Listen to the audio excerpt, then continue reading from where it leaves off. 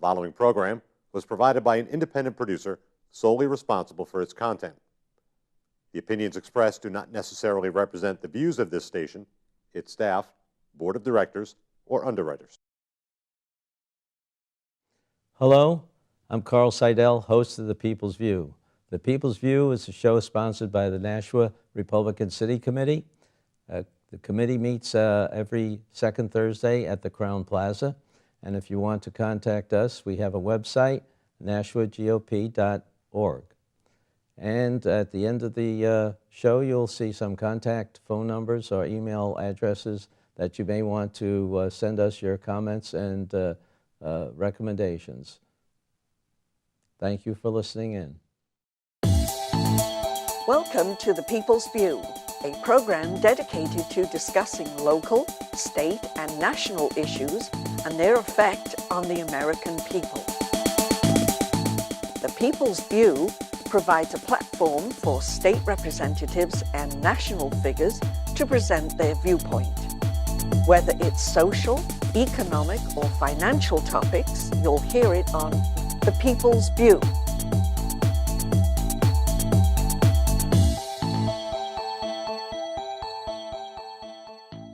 Hello, and today we have Doris Hohensee, who is a candidate for Senate in District 13, which is several awards of Nashua. Yeah, it's actually wards 3, 4, 6, 7, and 8, 9.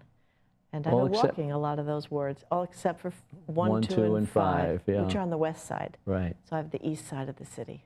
Very good. Yeah. So you've been going around now, you're getting feedback from the people, and I was wondering what kind of reaction are you getting? Where you feel your issues are hitting home? Well, the seniors are really, it's hitting hard. They don't know what to do. I've met an 80-year-old gentleman today. He said he's looking for 16 hours of work a week. He's looking for a job. So I suggested, try the, the library. I mean, somebody that's that old. But it's just that they're worried. And I can see that. I met another pair of seniors in Ward 9 yesterday, and they were grilling me because they don't trust politicians. So they dump all that on you. Yeah. And they're saying that you get elected and then you're not accountable. And so sometimes it's a winning process that, you're going in there. I'm going in there to fight for the people. Mm-hmm. I don't have 93% of my money coming from special interests and lobbyists and corporations like my opponent does. I have barely a tenth of what she has. Mm-hmm. So I'm working for the people, for ideas, and if I don't accomplish that, I mean, that's all I'm going in for. Well, bringing control back to Nashua, right, to the people. You have to point out too that you don't have the history that your opponent has, and you're coming in there fresh, and you're just looking for a chance to help keep these changes going through. Well, I've been working on and off with the legislature, advocating for education policies to protect parents and local control. So I'm familiar with the process, but I haven't been on the inside, and my opponent's been in there for 14 years, 10 in the House and 4 in the Senate. And I think there's a big contrast between what she wants. I mean, everybody says they want jobs in the economy. When I moved here in '79, we had 18% growth. It was phenomenal. There was jobs, there were high-tech, good jobs. Right now we have 0.9%. It is not, we're not recovering. We've got some of the highest corporate taxes in the country.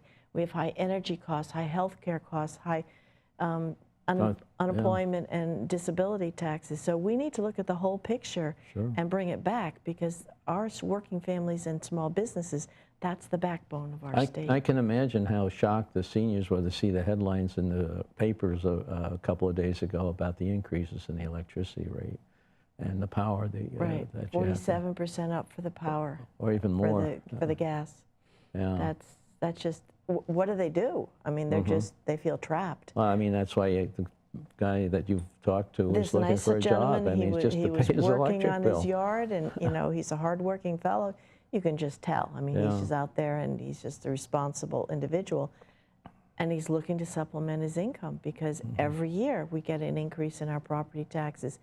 So if we can expand the base, expand the jobs, that's what you want to do, and get more people working at good paying jobs, instead of 25% of our workers in Nashua go over the border. My children have had to leave the state to find jobs. So we're now becoming a gray state. I think it's a quarter of our population is over 65, and in a few years they expect a third to be over 75, another 10 years. So it's like the young people are leaving, and there's nobody coming back because we don't have the jobs. So we need to address the corporate taxes, which my opponent has in a roll call. She's voted against decreasing those taxes. I mean, so we need something with a different set of tools, a different set of attitudes towards fixing this.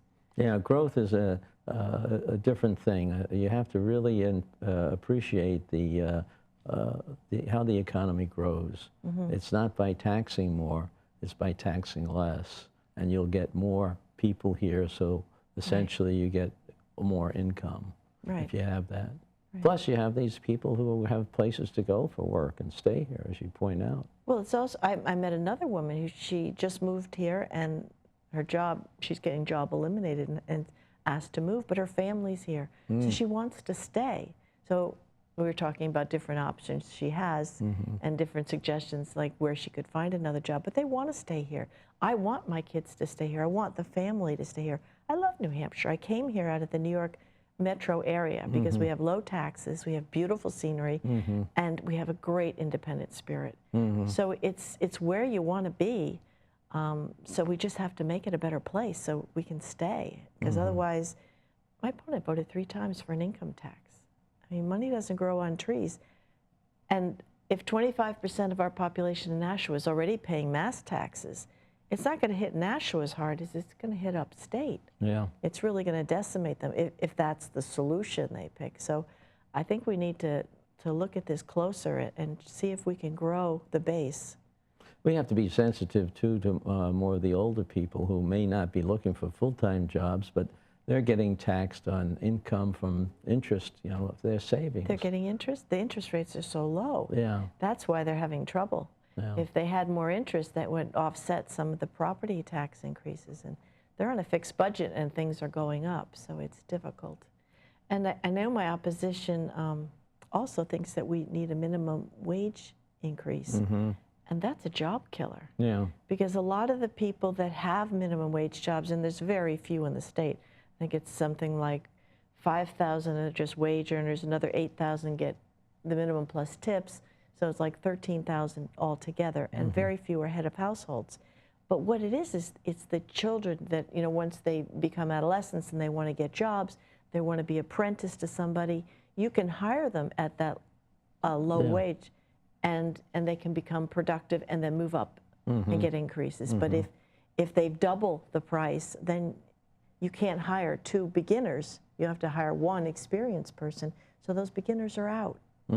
So it's something that we have to not just say things that sound good. We have to look at what are the unseen consequences of some of these feel-good measures. Well, yeah, and you know, the leadership on our opponents, they sort of keep their people together. They march lockstep. I don't see any new ideas coming from them at all. Well, they pick ideas like the minimum wage increase, because everybody looks at that superficially. It sounds great, but the last time they did it, we lost like 300,000 jobs in 2 months. So if we do it again, they're estimating that we'd lose 500,000 jobs. So I don't really think that it's something that we need to do. And I think we, as a state, are just, we've got ours pegged to what the federal rate is. So if the federal government goes up, we go up, because we have no choice.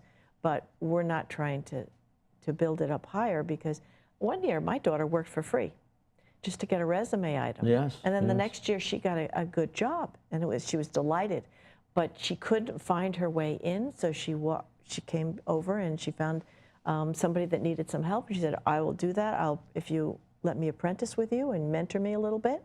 She did that for 1 summer, and then the next summer she was off and running. And very good. That was really, really wonderful. Well, that's the way it's supposed to work, I think. I mean, I did that too, you know, going through those years. Well, you work during the summer while you go to school, and anything is But helpful. you don't expect the minimum wage to be something that's going to sustain a household. It's a starter salary, and then you train and work up.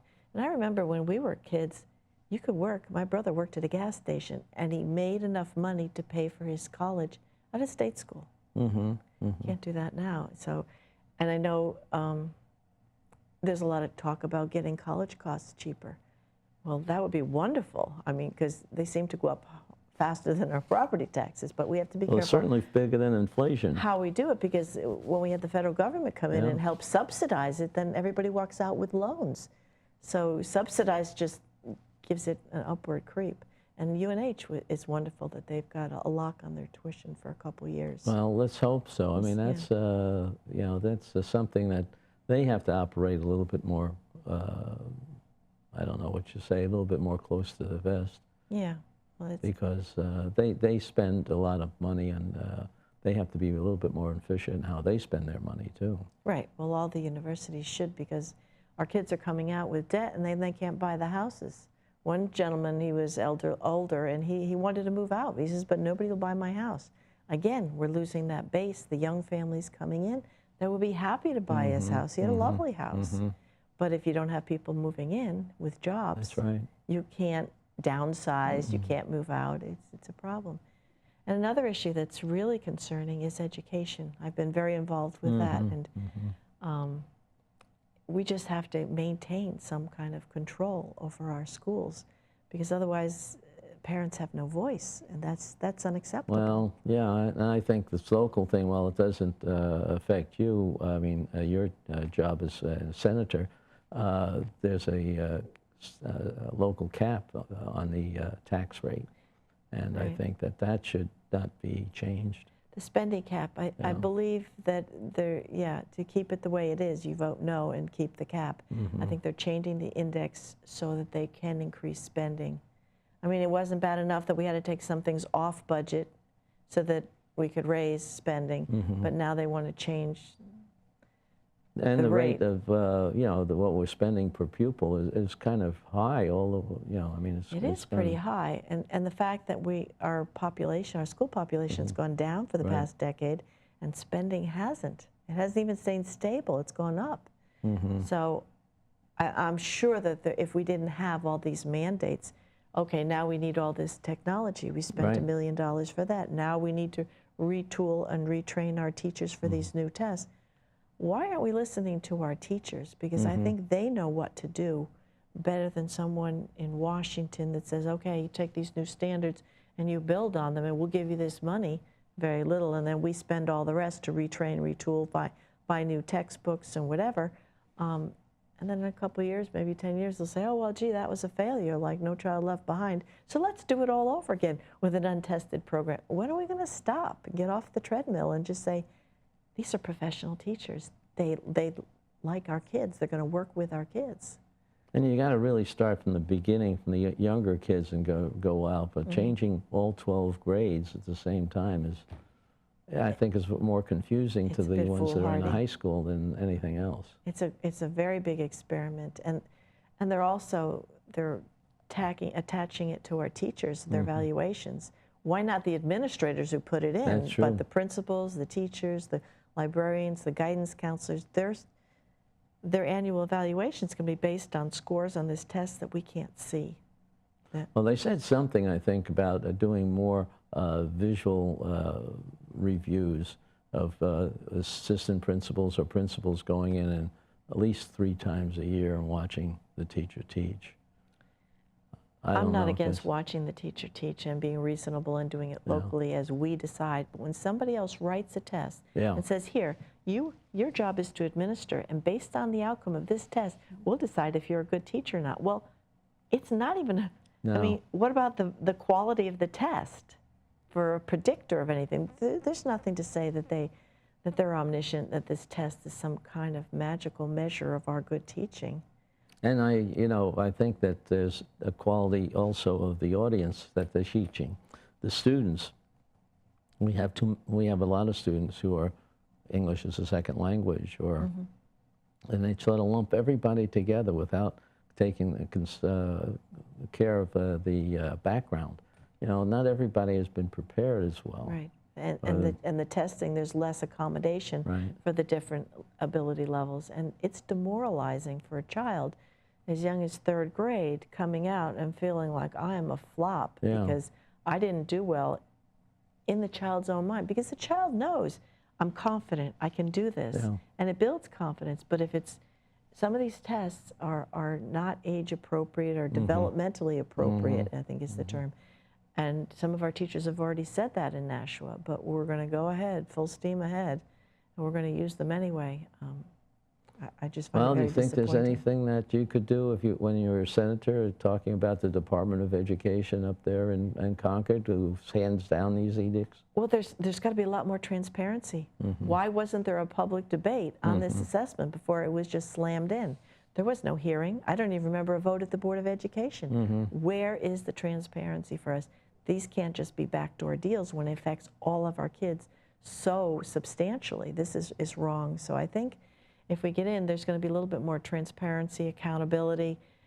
We, the people at the local level, need a little more control of what we're spending our tax dollars on. I think the education is probably the most prominent area where this is really necessary. But this goes to almost all the different healthcare too, ones. because we're getting less and less options, and we need to broaden those and make sure that, you know, we're going to work with business so they have options, and they don't all say, throw up their hands and say, okay, there's nothing we can do, just go for the Affordable Care Act, which we're finding is less than affordable. Manchester's going to have $5 million in penalties for those Cadillac policies that they have for their teachers, the benefits. So they're like, where are we going to get $5 million to pay this penalty for giving our teachers benefits we think they deserve? Under the Affordable Care Act, they are no longer approved. So, I mean, Nashua should have this problem, and I've asked, and they've got to be similar benefits. But there's no feedback. I can't get any feedback from, well, what's our penalty going to be? $3.5 million? I mean, but nobody's talking about it. So well, that's we'll the have next to have couple somebody years. on here from the school, the Board of Education, I think they're very concerned. I know the unions nationwide are very concerned about losing the control and the fact that they're saying it's a toxic environment to have so much testing and so much stress, and the students are under, the teachers are under, and they're just, everything's about the test, not about learning, not about loving the fact that you're learning, or feeling good about yourself and feeling like the teacher can be innovative in the classroom and a great role model for the student who wants to emulate her and become maybe an entrepreneur in some way.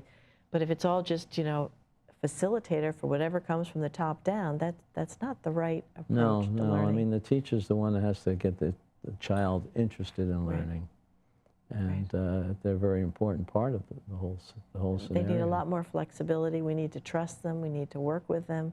They're professionals. They're the ones we hired, not these people in Concord, not in Washington to run our schools. Well, Doris, we're coming to the end. Is there anything that you want to say to the audience that maybe they can come and help you in your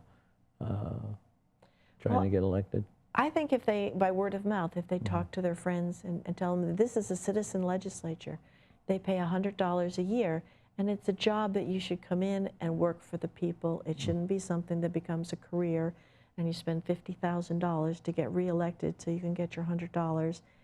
And then if 93% of your funding comes from these special interests, who are you representing? Only 7% from people? So I think, you know, we need to change it up, and I want to see more people stepping up to the plate and taking pride in their government. This is a great state. We've got a citizen legislature that no one else has. We just got to make it work. We have to make sure they go out and bring their neighbors to vote. I mean, it was just one of the things that wasn't done enough the last election. Well, they have to be optimistic. Like, I met one 18-year-old or maybe 20-year-old, and he didn't see cause and effect for voting. So I talked to him for 20 minutes, and you know, there is a cause and effect if you don't vote. So let's be optimistic enough to say, okay, I know I'll do my research. I'm not just going to vote blind. I'm going to pick the candidate I think that will push the policies forward that I think will improve New Hampshire, and then be optimistic that things will change for the better. I hope the people's view with this cavalcade of candidates is helping out. I hope so too. Educating the people. Thank you very much for the time.